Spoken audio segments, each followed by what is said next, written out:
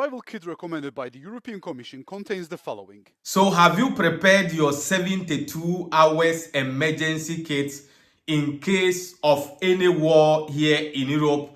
Now, this has been the viral news that is going around, and it is putting a lot of fear and panic to a lot of people out there, most especially those who are living here in Europe. So please, I would like you to watch the video till end. I am here to explain the exact thing the EU is talking about, the 72 hours emergency kit or survival kit. So whilst you are watching, please do me a favor, subscribe to the channel, turn on the notification bell. Any update that I'll give, you will also be notified. Don't forget to share this video for it to get to as many as we can, because a lot of people are worried out there. In fact, my inbox is full. And TapTapSend is the #1 mobile app you can use to wire Naira direct to Niger without any stress. With TapTapSend, you don't pay any sending fee or any commission, and their rates are very, very high.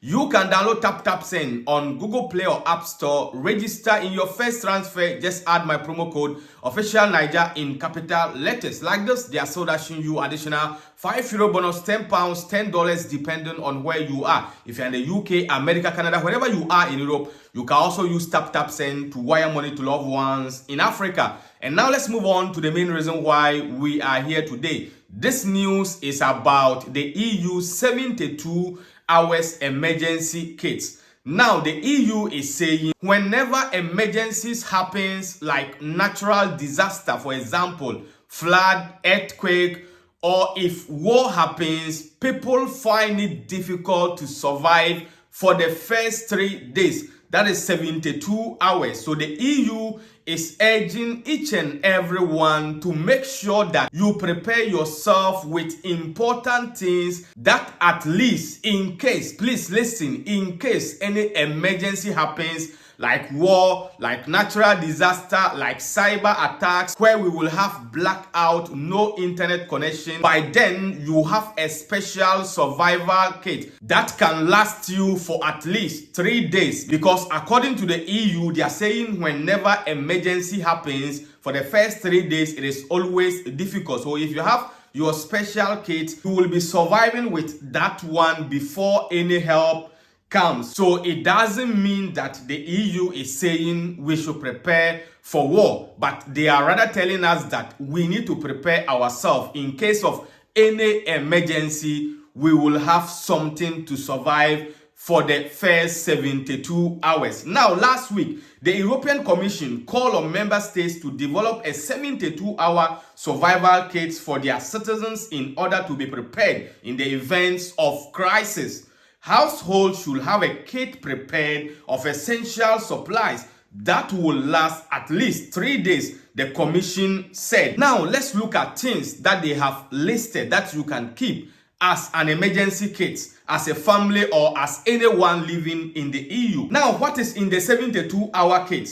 Bottled water. Store 4 liters of water per person per day. Food, medication, first aid, wind up flashlight and radio, external battery packed on wind up phone charger, dust masks, and duct tape, whistle. So things that you know, if emergency happens or if any crisis happens, you will be in need of them for at least the first 3 days.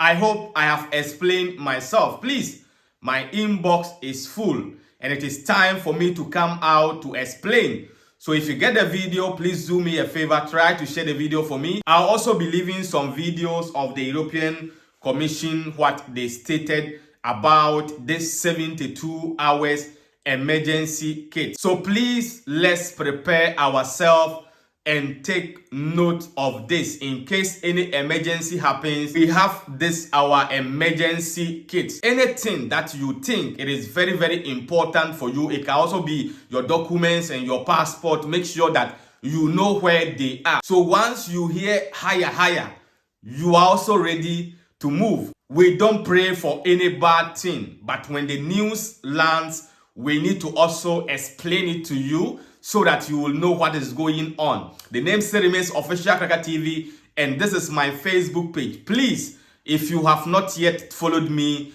go and follow the page. Clicking on my about, you get a WhatsApp number. Any question that you have, please just leave it there and I will get back to you. Until we meet again in the next video, please stay safe and stay blessed. Peace out. The survival kit recommended by the European Commission contains the following: water, food, a first aid kit, a torch, matches and lighter in case of power failure, a charger and an external phone battery, a radio with spare batteries, photocopies of your identity documents, cash, and board games to pass the time. This initiative is not isolated. Countries closer to Russia seem better prepared. Finland and Latvia each published an online guide to prepare their citizens for crisis, and Estonian households received an updated manual. In Sweden, the survival manual on how to react in case of crisis or war was republished and distributed to households at the end of 2024. It explains how to take shelter during an air raid and how to build up food and water supplies. In January, the Polish Minister of Defense assured that every household would receive a survival guide by the end of the year.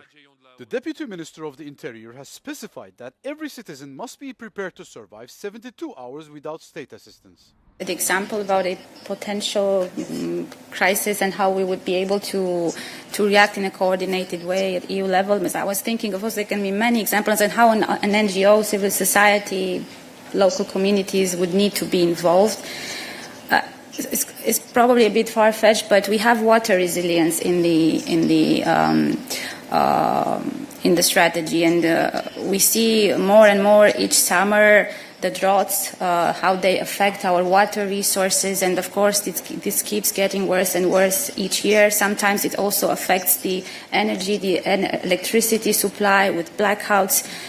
Imagine this kind of amplified and in a way overlapping type of event with lack of water resources, with lack of electricity, and how important it would be in such a context that civil society, and we mentioned volunteers, would be involved, would know what to do, would have access to enough information, would have a certain, let's say, proceduralization of their intervention and support, how important it would be that businesses, small businesses, big businesses alike would know how they could contribute, and also what kind of behavior to stimulate in terms of consumption or of involvement in their organizations.